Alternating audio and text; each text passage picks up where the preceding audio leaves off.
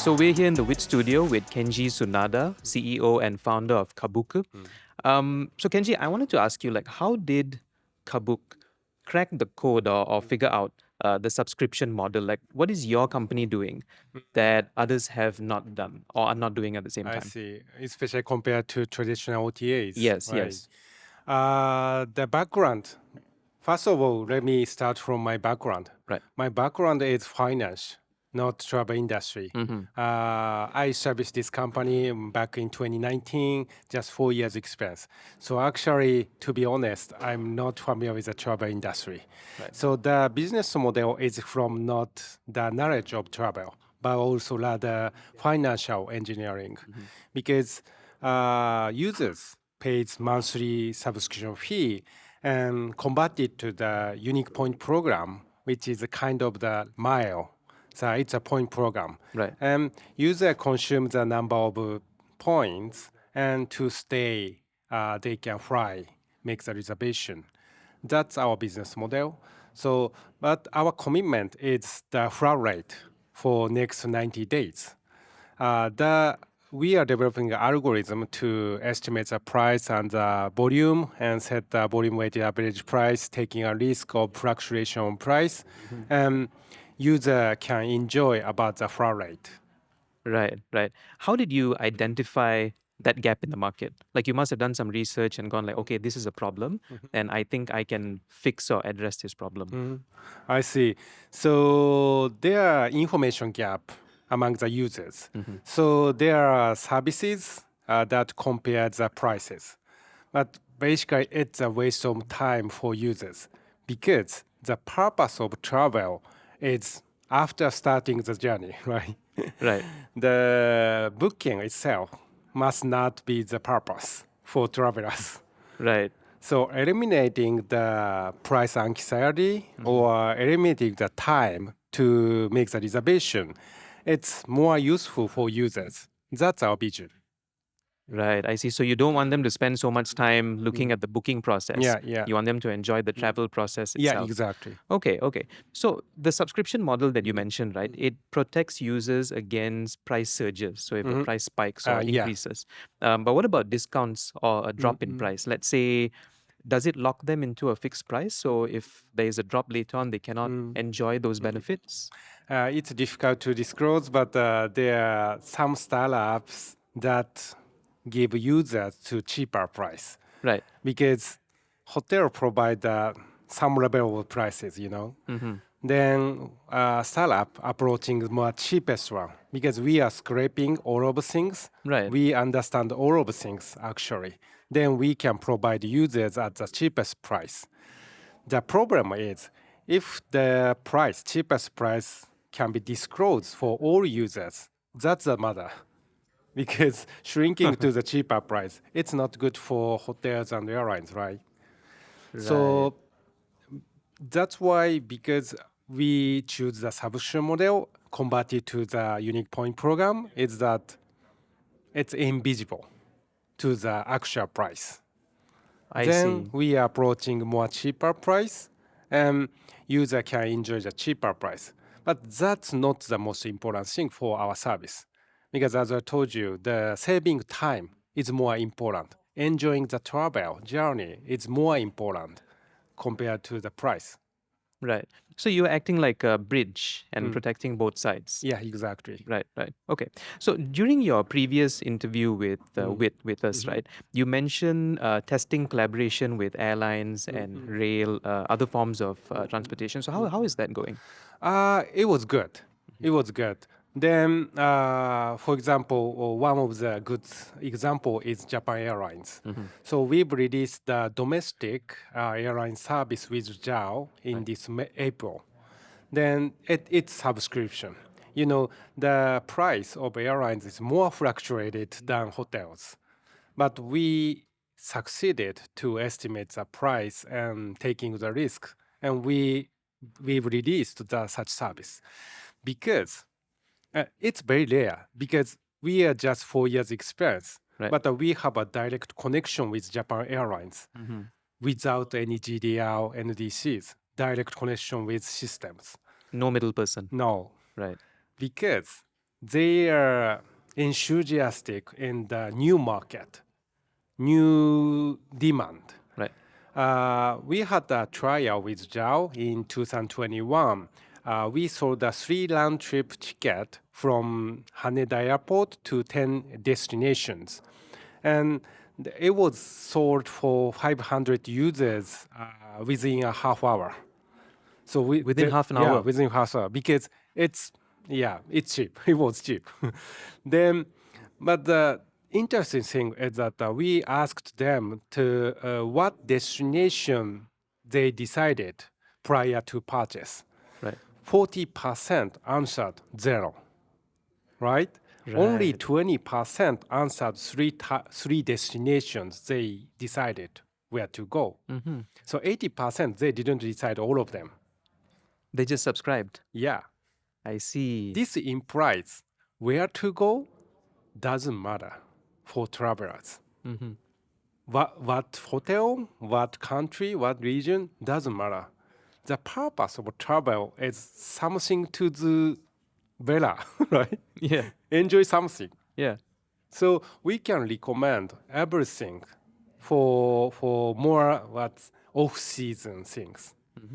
Then the fact is that the destination was very mixed compared to the normal demand for Jao. Right. Then they decided to connect with us. Okay. Okay. So yeah, travel is the main objective. Yeah. Doesn't matter where they can go. They just Yeah. want to travel. Yeah. Travelers want to Yeah, travel. yeah. You mentioned that KabuK caters to a younger demographic, so mostly 20s and 30s. Why do you think that is? We have very mixed ages. So 20 to 60s, 70s. Right. But the fact is that the average is 37. And the most frequent ages is 30. Then 20 to 30 is 65% right now. So we can say a little bit younger than the traditional OTAs. Yeah. The reason why the subscription service is younger people is familiar with the subscription type of service, right? Also, they are smart enough to understand new service because we are the totally new. The experience is totally different. Yeah. That's why I believe. And they're more familiar with subscription yeah. models. Also, lifestyle is changing. Right. Our user is not focused on travel itself, more lifestyle. Includes travel. Right. So they are moving, they are not occupied to one destination. Not frequent travel, it means they choose where I want to go. Right. Then they are happy to eliminating the time to book and install their lifestyle. With the subscription. Right. Right.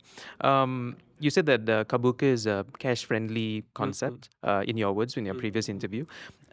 How does your revenue model work? Like, how does the company work with other travel verticals and keep everyone's revenue sort of like healthy and growing and happy?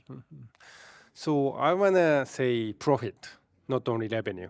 So revenue side, it's very stable because it's subscription type of business. So users pay every month. Basically, the churn rate is very low because the subscription type service is installed already to their lifestyle. Then revenue is stable. Then we will pay to hotels and airlines after booking. So that's why very cash flow friendly.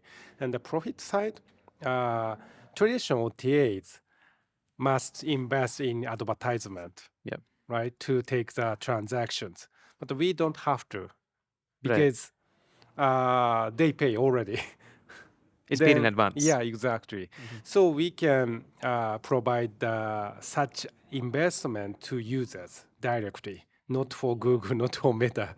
Yeah. Yeah. So we are profitable and the user can enjoy the such cost as well. Right. Right. Direct connections between you and the customers. Yeah, Okay. D2C, direct to consumer. Direct to Yeah, consumer. exactly. Yeah. You were able to raise about 30 million US dollars since your launch in 2019, right? So over the years. So what do you think impressed your investors? Like, what did they see and they went, Yes. What I told you. All Many those, things, all the all of the things criteria. is new, Yeah, right? because you said that you are unique and you're doing something Yeah, different. exactly. So there must have been something that caught their eye and went like, okay, so this definitely works because they have nothing to benchmark you against, nothing to compare you against. I see. Totally new. So the business model is not now all over the world. Right. But the benchmark is more startup who are seeking more price tag. So, for example, in US, Hopper, they provide a kind of options, right? I think it's a similar algorithm to estimate the price and taking risks. Right. Yeah. Right. Also, Kiwi in Europe, they are providing, they say hack, right? So we need more price understanding. So Kiwi is a first edge to understand the prices, I Right. believe. Okay. So they are the kind of a benchmark for us. That's the benchmark. Yeah. You are a tech company. How does advancements in AI interest or excite you?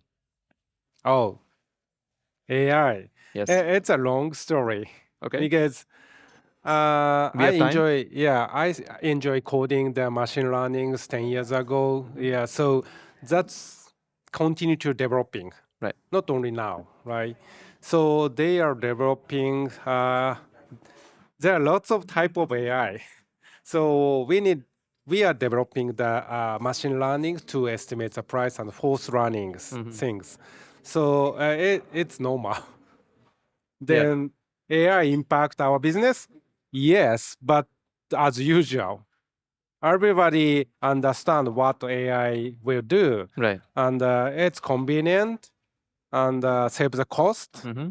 And we, as a human, can focus on more what we should do. Right. Right. I was going to ask you about that next. That leads into my next question. Do you think AI will replace or remove the human element in travel? My question is changing the car from the hose? Is there is it eliminating the jobs? No. Right. We will find But new it's job, shrinking the jobs. current job, right? Right. But we will be able to focus on more what we should do. Yes. So only thing not to change is change everything. Right. Historically says, right?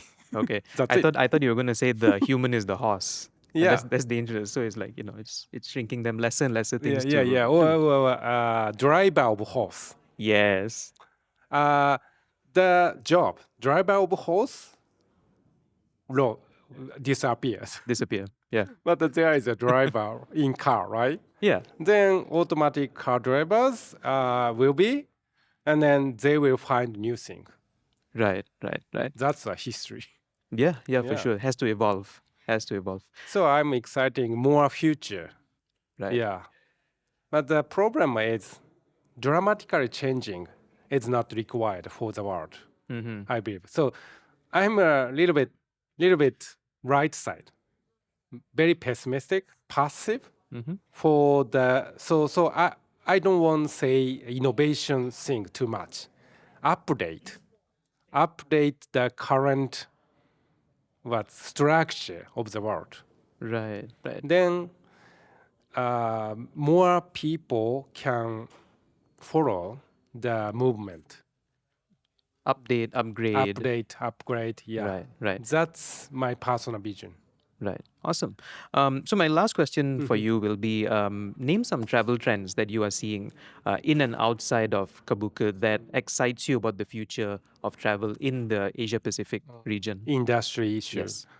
For Japan perspective, the inbound in now, so the Chinese demand has not been recovered before pandemic, but the total of inbound demand has been already recovered without China demand. Right. It means it's increasing. So this is crucial for our marketing side. That's why we've released the service in Korea and will be soon in broader Asia. Right. Then the outside of Japan, population is increasing. Honestly speaking, travel industry is a luxury industry for richer people. I don't mean too much rich, but also richer than the average, right? Right. It means increasing income, population is crucial for travel industry. The most growing region is APAC, one of. So that's why we are focusing on Asia first, not only Japan, then expanding globally. Expanding globally. Yeah. Right. Kenji, thank you so much for your time. Thank you very much.